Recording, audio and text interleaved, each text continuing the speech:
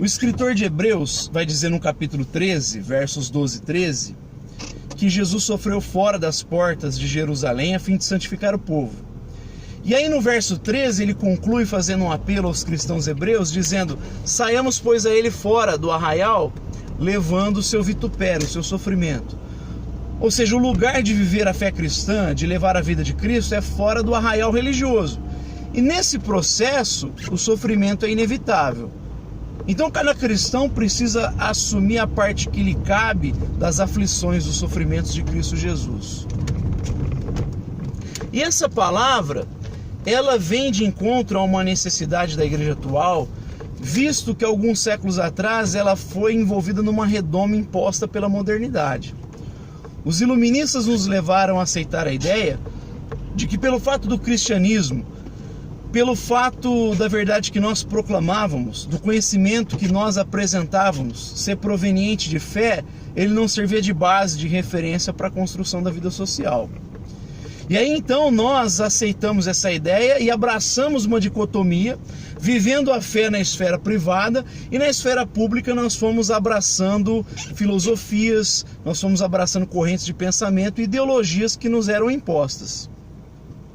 No entanto, eles não disseram que toda a teoria do conhecimento é proveniente de um axioma.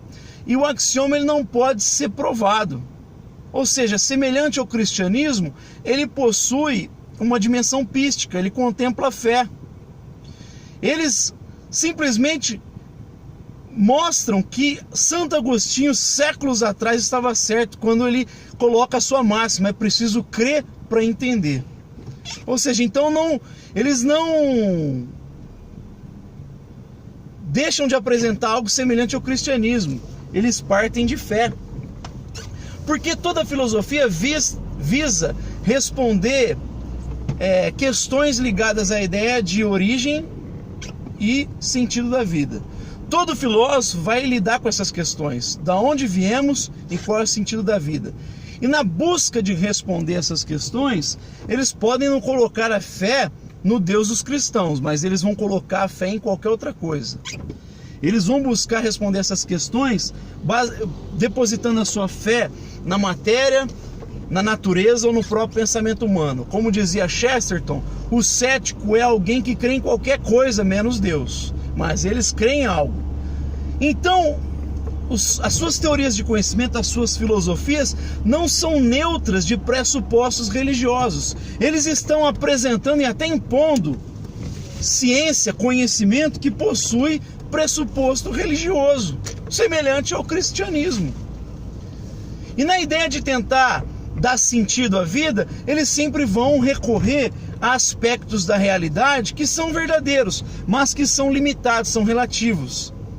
Na tentativa de interpretar a realidade, dar sentido à realidade, eles vão recorrer à física, e como ela é mecânica e não dá conta, eles vão recorrer à biologia, a fim de tratar a ideia de dinâmica, de diversidade. Como não dá conta, eles vão usar a história, e o que nós vemos no fim das contas não é nada de exato, não nada desses chamados fatos brutos. O que nós vemos é uma Babel estabelecida, cada um falando uma língua e ninguém chegando a consenso algum. Não há unanimidade. É necessário um ponto que unifica todos esses aspectos. E esse ponto é chamado de ponto arquimediano pelos filósofos reformados. Esse ponto arquimediano é apresentado por Hermann Doivert como o coração humano.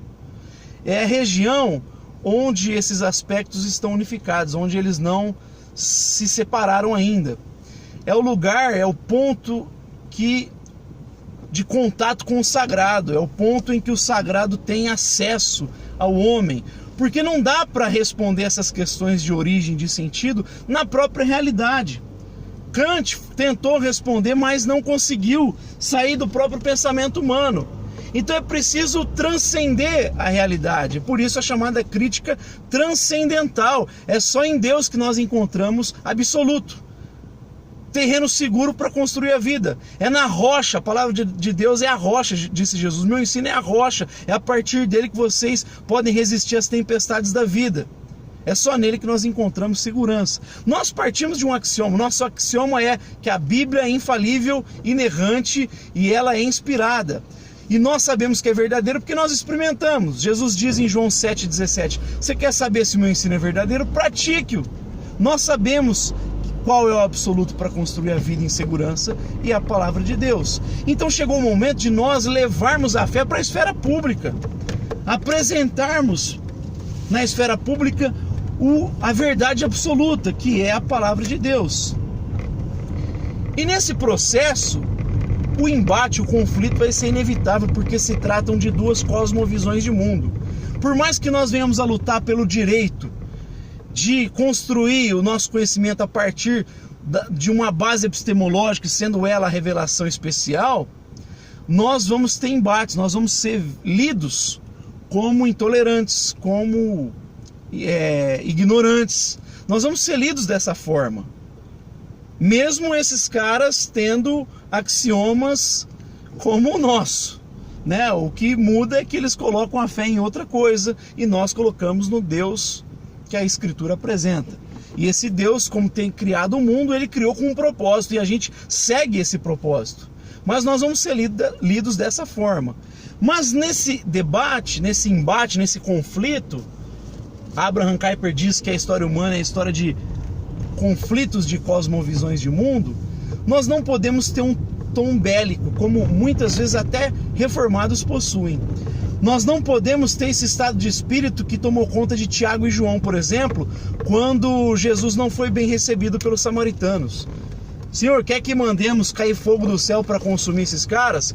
E Jesus então precisou chamá-los e dizer sobre a ética do reino de Deus. Vocês não sabem de que espírito vocês são? O Filho do Homem não veio destruir o homem, mas veio salvá-lo. Ele fala de coerência entre meio e fim. Então, na tentativa de levar a fé cristã, e onde o embate será inevitável, nós não podemos ter esse tom, esse discurso. Nós não somos chamados a matar em nome da verdade. Nós não somos chamados a matar em nome de Deus. Nós somos chamados a morrer pela verdade. Os mártires na história foram homens que rejeitaram o erro e afirmaram a verdade. E aí foram perseguidos e evidentemente mortos. Ou seja, eles morreram por conta da verdade. Eles morreram por causa da palavra de Deus. Nós não somos chamados a ter esse discurso, esse tom bélico, esse estado de espírito que não tem nada a ver com o reino de Deus, com o estado de espírito do reino de Deus. E assim, eu sugiro como paradigma missiológico aquilo que os latino-americanos apresentam e que muitas vezes é rejeitado pelos reformados. Aquilo que sul-africanos apresentam também, que eles vão chamar de paradigma missiológico pós-colonialista. É o que é apresentado pelo David Bosch, por exemplo. Porque esse paradigma, ele é mais fiel à proposta bíblica que contempla o sofrimento, que o escritor de Hebreus está dizendo. Olha, leve a fé para a esfera pública, saia dessa redoma, mas não esqueça que você precisa abraçar o sofrimento de Cristo Jesus. Então essa é a reflexão que eu queria deixar para cada um que estiver assistindo esse vídeo.